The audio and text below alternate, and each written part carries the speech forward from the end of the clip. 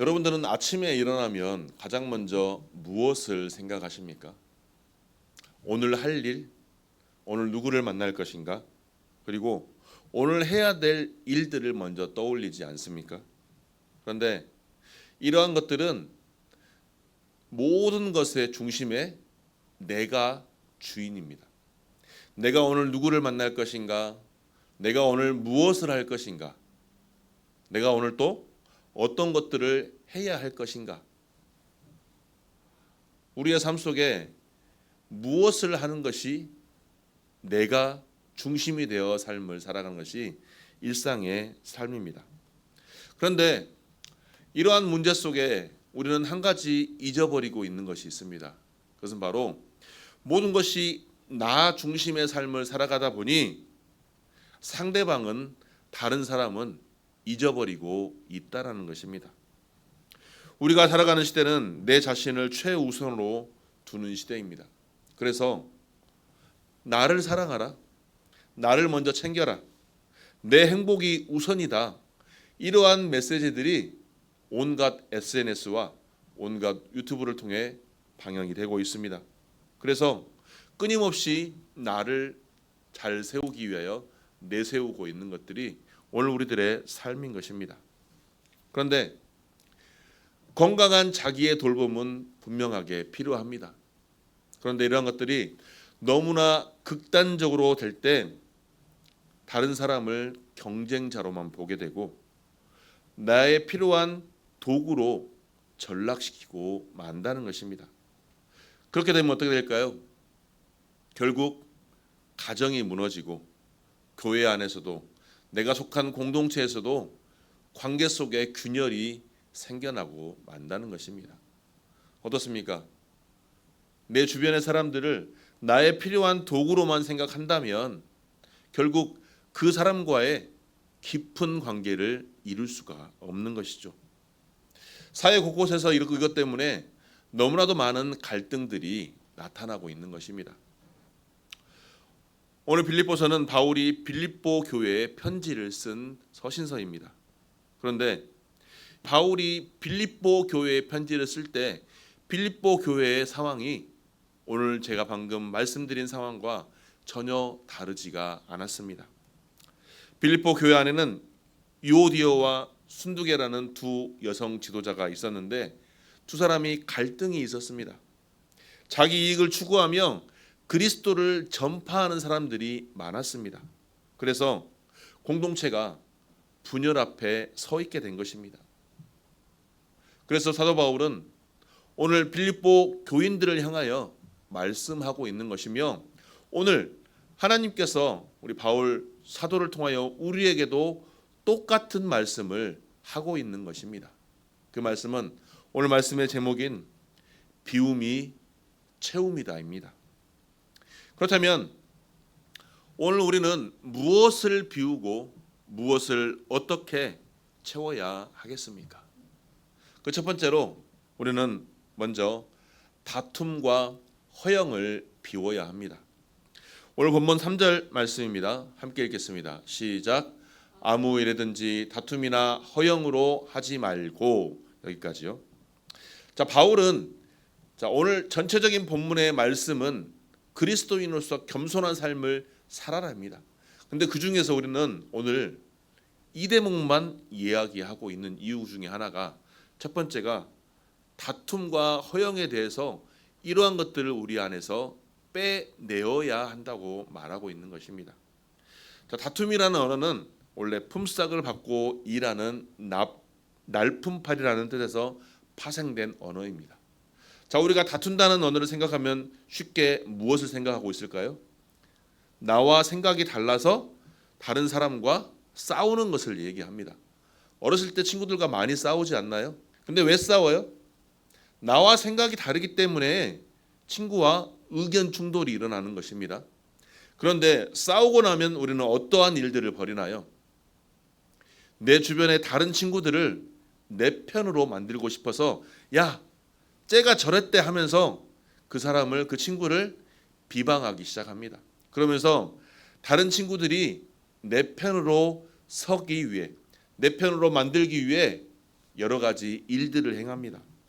그런 것들이 바로 하나님께서 원하지 않는 거지만 내 위치를 공고히 세우기 위해서, 내 위치를 온전하게 올바로 세우기 위해서 이기적인 경쟁을 하는 것을 다툼이라고 말하고 있는 것입니다. 그런데 바울은 갈라디아서 5장 20절 말씀에서 이 다툼이라는 언어를 육체의 일 중에 하나로 분류하면서 굉장한 죄악이라고 말하고 있습니다. 그런데 또 하나 더 허영이라고 말하고 있습니다. 허영은 말 그대로 속이 빈 영광입니다. 실체가 없는 명예욕, 타인의 인정을 갈망하는 욕망, 겉으로 드러난 것에 집착하는 태도를 말하는 것을 허영이라고 합니다.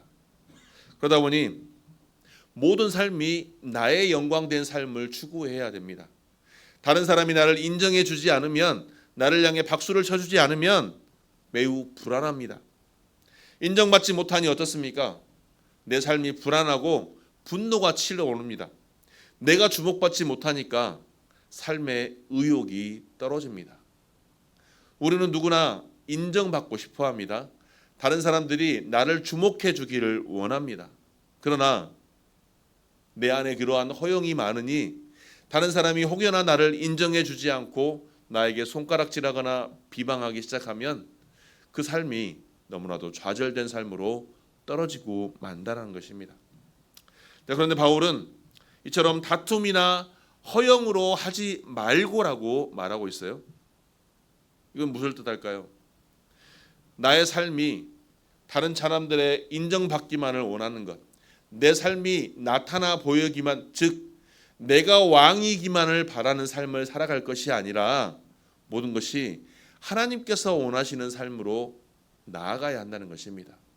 그런데 하나님께서 원하시는 삶을 살아간다고 하면서 예배를 드리는 것도, 찬양을 하는 것도, 하나님의 말씀을 보는 것도, 기도하는 것도 그 동기가 나를 나타내 보여지는 것이라면 이는 거짓된 하나님의 영광은 하나님 앞에서 절대 받아들여지지 않는 빈 껍데기임을 우리가 기억해야 합니다. 그런데 오늘 우리가 살아가는 세상은 어떻습니까? 너무나도 허영이 가득한 시대입니다. 어떻습니까? 수많은 사람들이 SNS를 합니다. 카톡을 합니다. 인스타를 합니다. 페이스북을 합니다. 거기에다가 띄우는 게시물들이 무엇일까요? 나를 나타내는 것들입니다. 내가 좋았던 것, 내가 잘하고 있는 것, 또 남에게 자랑하고 싶은 것, 그런 것들을 그 SNS를 통해서 늘 띄워서 나를 나타내 보입니다. 이런 것들이 굳이 나쁘다고 할 수는 없습니다.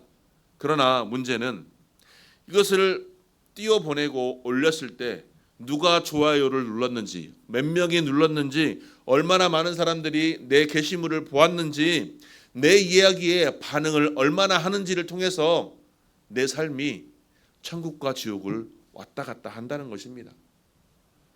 그래서 어떻습니까? 맛집에 가서 맛있는 것을 먹으려고 하기도 전에 우리는 무엇을 합니까? 사진을 먼저 찍습니다. 사진을 찍어서 어디에 올립니까? SNS에 올립니다. 요새는 카톡에도 새 게시물이라고 해서 나의 삶의 일부를 올리는 기능들이 생겼습니다. 그래서 그것을 통해서 나의 삶을 다른 사람들에게 알립니다. 여행을 가기도 전에 어떻습니까? 여행 가는 기록지의 모든 것들을 다 사진을 찍어서 거기에 올립니다. 왜? 남들에게 주목받고 싶어서. 삶의 경험보다는 다른 사람들이 나를 알아주는 것에만 중점을 두고 있는 것들이 요즘의 시대인 것입니다. 그런데 이러한 삶의 방식이 요즘에는 교회 안에도 들어와 있습니다. 어떻습니까? 누가 더 봉사를 많이 하는지, 누구의 의견이 채택되는지, 누가 헌신하는지, 어떠한 삶을 살아가며 주 앞에, 다른 사람들 앞에 어떻게 나타나 보여지는지, 이러한 것들을 통해서 교회 공동체가 무너지고 있는 것입니다. 일례로 장로가 되기 위해서는 꼭 무엇을 해야 한다가 나름 일렬의 설이 될 정도입니다. 보여지지 않는 곳에서 헌신하고 봉사하는 것은 전혀 사람들이 알아주지 않기 때문입니다. 이처럼 이와 같은 거짓된 신앙의 옷은 허영과 다툼을 더욱더 유발하며 더욱 위험한 신앙생활을 하게 만들어 버립니다. 왜? 하나님을 위한다는 명목 아래 그런 것들이 숨겨져 있기 때문입니다. 그래서 바울은 오늘 우리에게 더욱더 근본적으로 묻고 있습니다. 오늘 당신이 행하는 그 일의 동기는 무엇입니까? 그릇이 비워져 있어야 무언가 담길 수 있습니다. 저녁밥을 먹기 위해 하루 종일 열심히 일을 하고 배가 비워져 있어야 무엇을 먹든 맛있는 음식이 되며 영양소가 골고루 전달이 될 수 있습니다. 그러나 하루 종일 일도 하지 않고 늘 앉아서 게으르게 다른 음식들을 취한다면 저녁밥은 절대 맛있을 수가 없는 것입니다.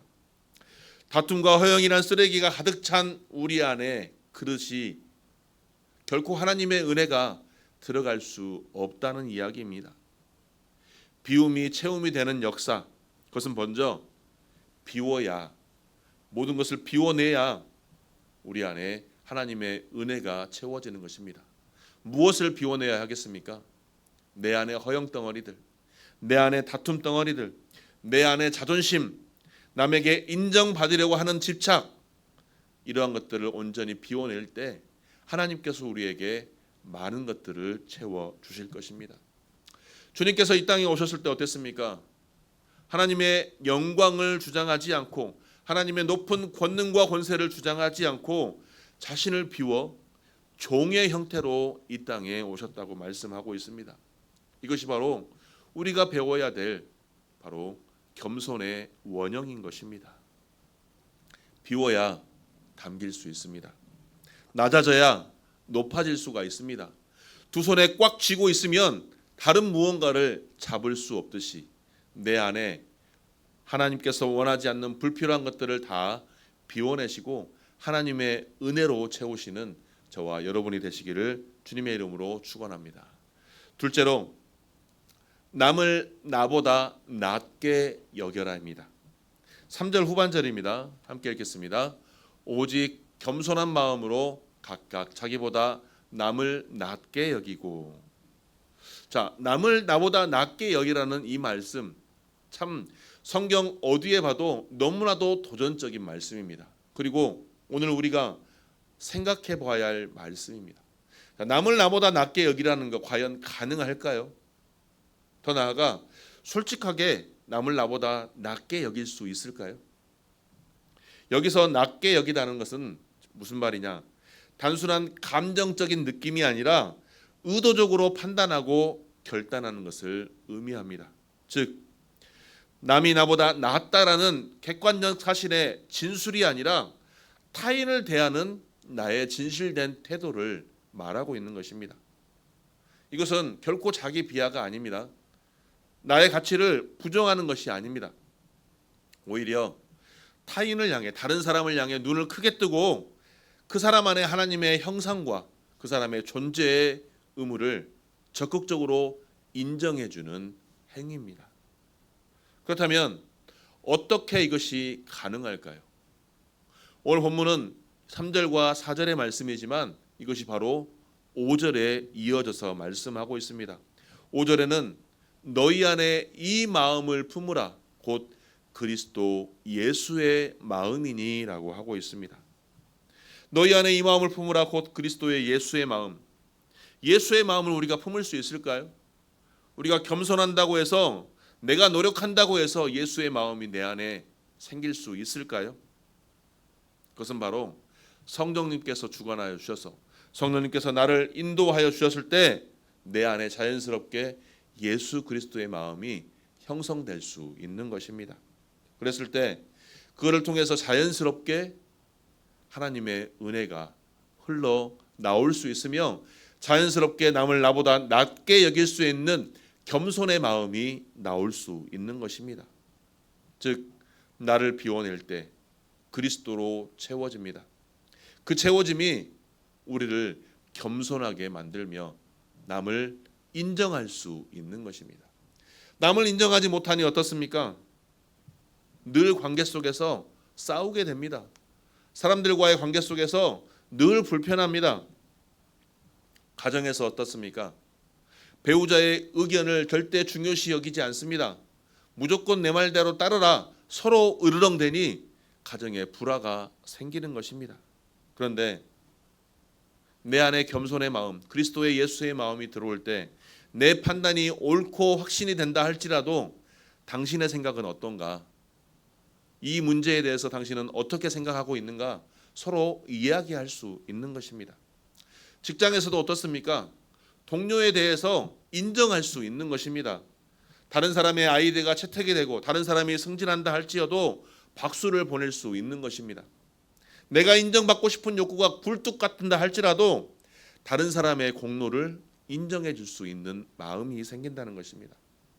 친구들과의 관계에서도 어떻습니까? 다른 친구를 인정할 수 있는 마음이 생기는 것입니다.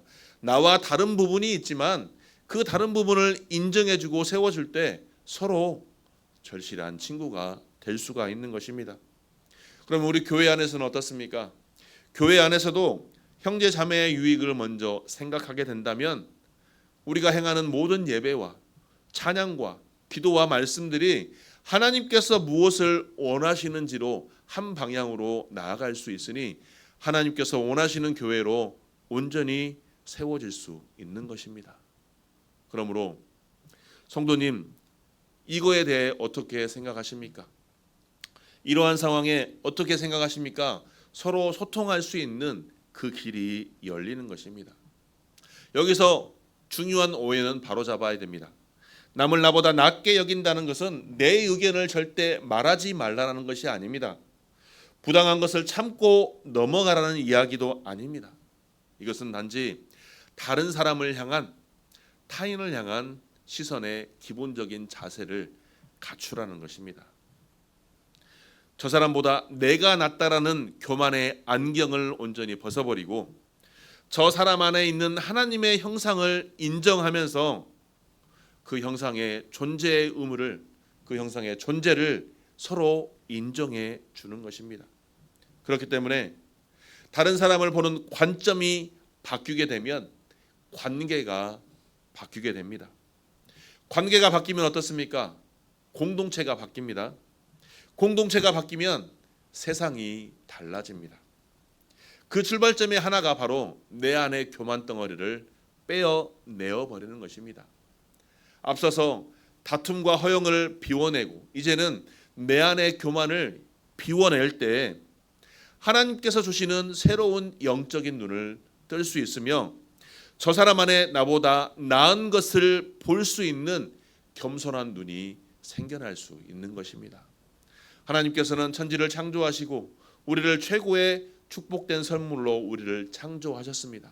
그러면서 각자에게 알맞는, 걸맞는 달란트들을 우리에게 주셨습니다. 그러므로 그러한 달란트를 서로 볼 수 있는 그 마음은 내 안에 교만을 버리고 겸손한 마음으로 저 다른 친구에게, 다른 사람에게 하나님의 형상을 바라볼 수 있는 그 영적 눈을 띌 때 우리 안에 더욱더 하나님의 은혜가 충만하게 채워줄 줄 믿습니다. 셋째로, 다른 사람의 것을 돌아봐야 합니다. 오늘 4절 말씀입니다. 함께 읽겠습니다. 시작.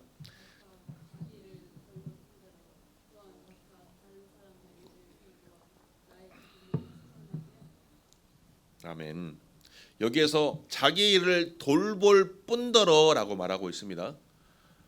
나의 일을 돌보지 말고 다른 사람만 낮게 여겨라가 아니라 방금 3절 하반절에는 나보다 남을 낮게 여겨라고 말씀하고 있는데 이제 4절에서는 자기의 일을 돌볼 뿐더러라고 말씀하고 있어요.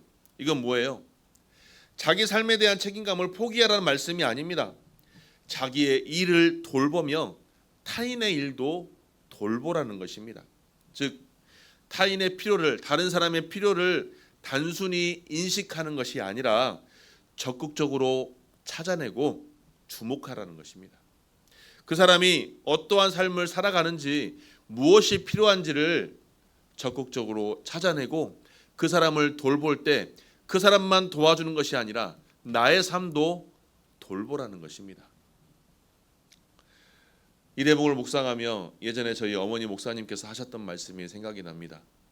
신대원 시절에 목사고시를 준비하고 있었을 때입니다. 사역을 하면서 준비하고 있었을 때입니다. 우리 어머니 목사님께서 사역을 하는 것도 좋고 남의 일을 열심히 도와주는 것도 좋고 하나님의 일을 하는 것도 좋지만 내게 주어진 것에 먼저 충실하여서 목사고시에 패스해야 다른 사람들도 너를 인정할 수 있으며 하나님께서 원하시는 일을 할 수 있다라고 말씀해 주셨습니다. 처음에는 그냥 흘겨 넘겼습니다. 그래서 부끄러운 이야기지만 1차 때는 합격하지 못했습니다. 그런데 나중에 시간이 조금 흘러서 그 말씀의 핵심을 알게 되었습니다. 하나님의 일을 하기 위해서 하나님께서 원하시는 그 이 사역을 하기 위해서는 꼭 필요한 것들을 내가 갖추어야 한다는 것입니다. 내가 갖춰지지 않으면 다른 사람에게 무언가를 할 수 있을 때 하지 못하는 일들이 더욱 빈번하게 생길 수 있다는 것을 깨닫게 되었습니다. 오늘 우리의 삶도 마찬가지입니다. 내가 무언가 주어지고 내게 무언가 맡겨진 것들이 있을 때 그것을 해결할 수 있는 능력을 갖추지 않고서는 자격을 갖추지 않고서는 그러한 일들이 내게 주어지지 않을 수 있습니다. 기회조차도 해당되지 않는 것입니다. 그러므로 나를 먼저 돌보는 것, 그것은 결코 나쁜 일이 아닙니다. 내가 다른 사람을 돌볼 수 있는 능력을 갖추는 것, 권능을 갖추는 것, 영적인 능력을 갖추는 것, 이것이 성도로서의 마땅한 일인 것입니다. 그리고 더 나아가 그러한 능력을 갖추어서 하나님께서 원하시는 예수 그리스도의 사랑을 다른 사람에게 전하는 일들이 그리스도인으로서 마땅한 일인 것입니다.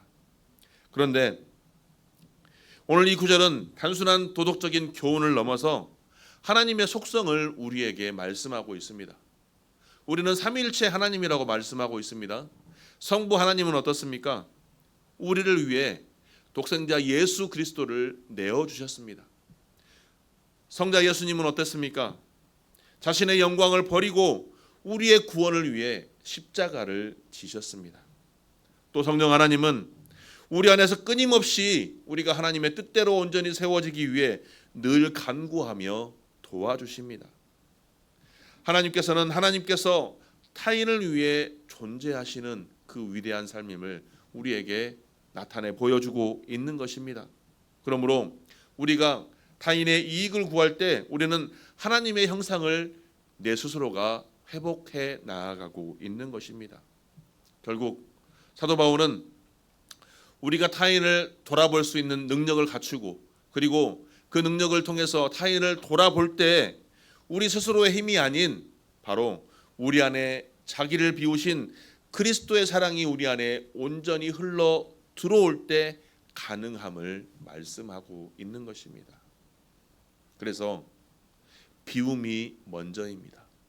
다툼과 허영과 내 안에 교만을 온전히 비워버리고 내 안에 다른 사람을 돌볼 수 있는 그 예수 그리스도의 사랑이 넘치고 예수 그리스도의 능력과 권능이 넘쳐서 내 안의 것이 온전히 채워지고 나서 그것들을 다른 사람에게 온전히 보내드릴 수 있는 그러한 채움의 은혜가 저와 여러분에게 온전히 넘치기를 주님의 이름으로 축원합니다. 그렇다면 우리는 어떻게 다른 사람들을 돌아볼 수 있겠습니까? 그 첫 번째가 바로 관심의 방향을 바꾸는 것입니다. 자, 우리는 대화할 때 어떻습니까? 대화할 때 상대방의 이야기를 들으려고 경청을 합니까? 아니면 그 이야기가 끝나자마자 내가 하고 싶은 이야기를 하려고 준비하고 있습니까? 제가 회사에서도 가정에서도 늘 하는 말이 있습니다. 남에게 들릴 수 있는 언어를 해라. 내가 하고 싶은 말만 하지 말고 남에게 들려지는 언어를 해라. 말을 해라.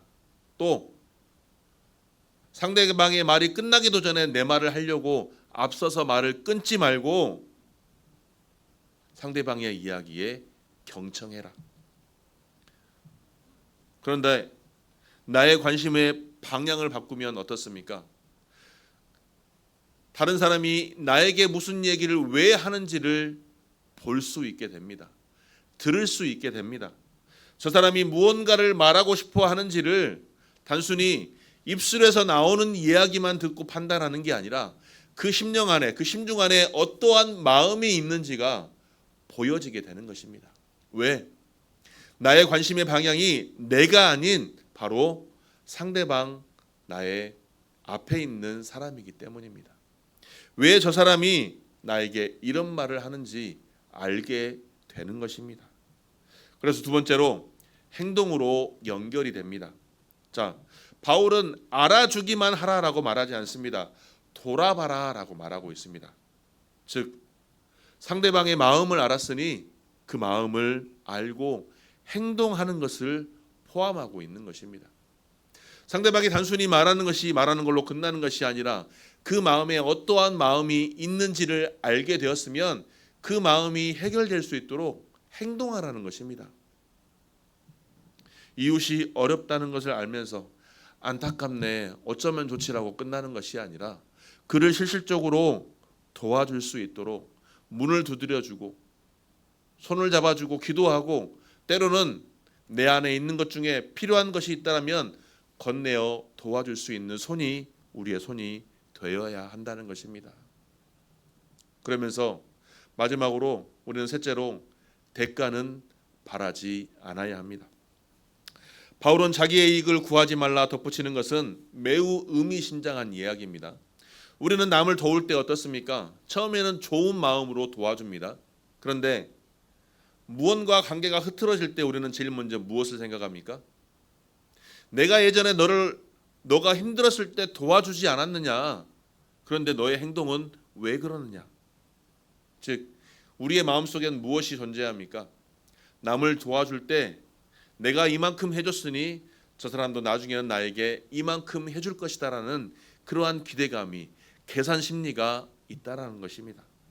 내가 저 사람을 도우면 다른 사람들에게 좋은 평판을 얻겠지. 내가 저 사람을 도와주면 저 사람도 나중에 나를 잘 도와주겠지. 이렇게 우리는 계산하고 있는 것입니다. 그런데 진정한 섬김과 진정한 친절은 이러한 계산에서 절대 나올 수가 없습니다. 하나님께서 우리에게 독생자 예수 그리스도를 보내주실 때 우리가 잘 믿으면 하나님께 영광 올려주겠지라고 하나님께서 생각하시고 우리에게 예수 그리스도를 보내주셨겠습니까?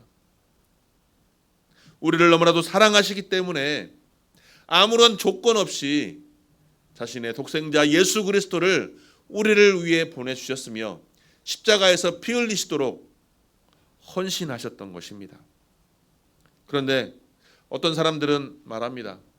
지금 내가 너무 힘듭니다. 그러니 나의 삶이 조금 형편이 풀리면 그때 남을 돌보겠습니다.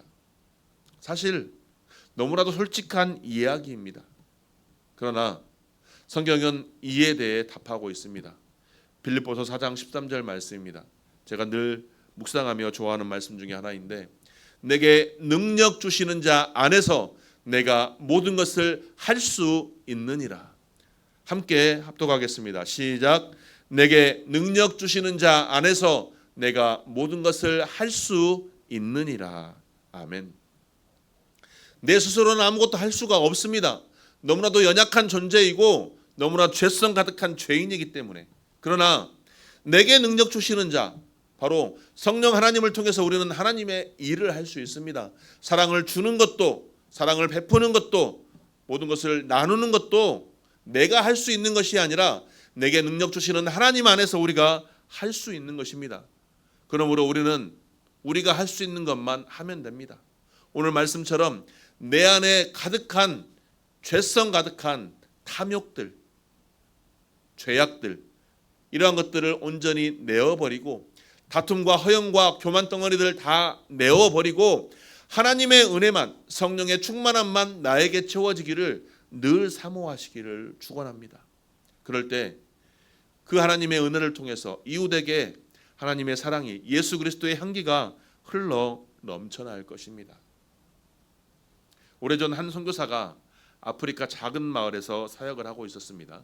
그런데 그 마을에 너무나도 긴 가뭄이 일어서 먹을 것이 없어지기 시작했습니다. 그래서 사람들은 내 먹을 것을 비축하기 위해서 하나씩 하나씩 숨겨놓고 있었다고 합니다. 그런데 선교사가 마을의 가장 큰 중앙에 큰 솥을 내어놓고 불을 지피면서 이야기하였습니다. 오늘 저녁 우리가 가진 것 중에 단 한 가지씩만 내어놓아서 나누어 봅시다 라고 말하면서 자신은 자기 집에 있는 쌀을 다 가지고 와서 그 안에 부었다고 합니다. 마을 사람들은 이 행동을 보고 반신반의했습니다. 다른 사람에게 나눠주려고 내 것을 내어놓으면 내가 더욱더 없어져서 나는 더 굶어 죽지 않을까 반신반의했다고 합니다.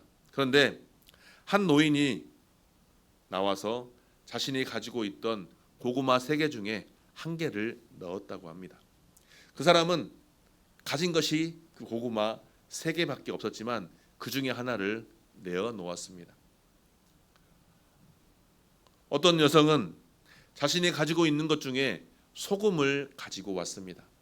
또 어떠한 청년은 야채를 가지고 와서 넣었습니다. 한 사람씩 그렇게 하나씩 내어서 솥에 넣어두자 마을 전체가 배부르게 먹을 수 있는 풍성한 음식이 차려졌다고 합니다. 처음에는 넉넉하지 않았습니다. 나에게 가진 것도 너무나도 작아서 나도차도 배불리 먹을 수 없는 음식이었습니다. 그러나 모두가 먹고도 남는 기적이 이루어진 것입니다. 바로 내 것을 비워내었을 때 채워지는 기적이 일어난 것입니다. 이것이 바로 하나님께서 원하시는 바로 믿음의 공동체인 것입니다.